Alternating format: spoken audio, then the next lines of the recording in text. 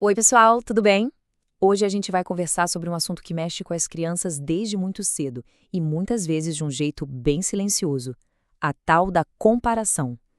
Sabe, é um hábito que pode até parecer bobagem, mas que tem um impacto gigantesco na construção da confiança delas. Vamos entender de onde isso vem e, o mais importante, como a gente pode virar esse jogo. Já parou para pensar o que passa na cabeça de uma criança quando um pensamento desse surge? É um momento tão pequeno, quase invisível, mas que pode plantar ali a primeira sementinha da dúvida. Ou então, esse aqui.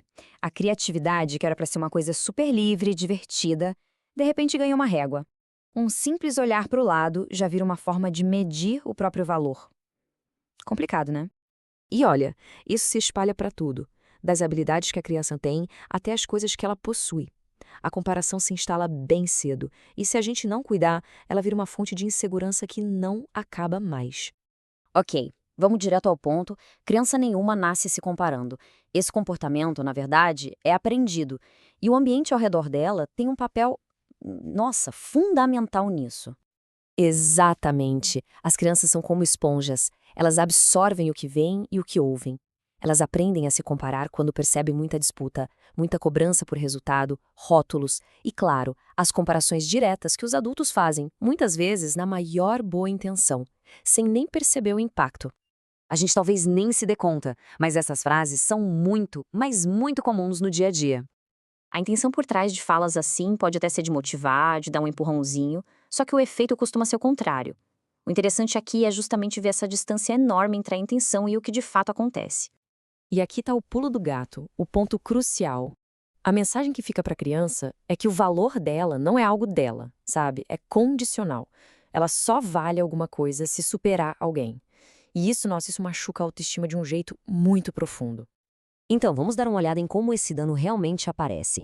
A comparação acaba criando dois tipos de dor emocional, que são, no fundo, as duas pontas da mesma ansiedade. Olha só. De um lado, a gente tem a criança que se sente sempre inferior, sabe? Como se estivesse sempre um passo atrás. Do outro, tem aquela que se sente pressionada a ser a melhor em tudo o tempo todo. Nos dois casos, o resultado é o mesmo: ansiedade. Porque o desenvolvimento saudável não vem dessa disputa, mas sim do progresso de cada um. E claro, hoje em dia a gente não pode ignorar esse fator.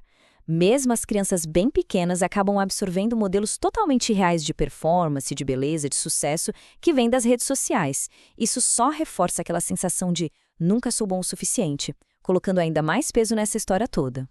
Tá, mas e aí? Como é que a gente pode proteger as crianças disso tudo?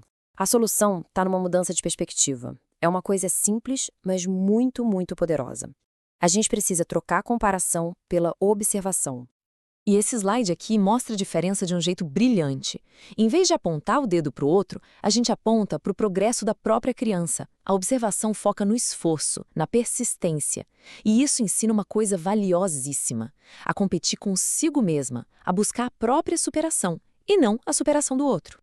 E isso leva a gente para outro ponto que é chave. Quando a gente elogia só o resultado final, a nota 10, a vitória no jogo, a mensagem que fica nas entrelinhas é que errar não é uma opção. Agora, quando a gente elogia o esforço, a dedicação, a tentativa, aí sim estamos construindo coragem para arriscar e resiliência para lidar com as falhas. Vamos ver agora como essa mudança de foco constrói uma base super sólida para o futuro. Os benefícios de um ambiente que valoriza a observação no lugar da comparação são coisas que a criança leva para a vida inteira.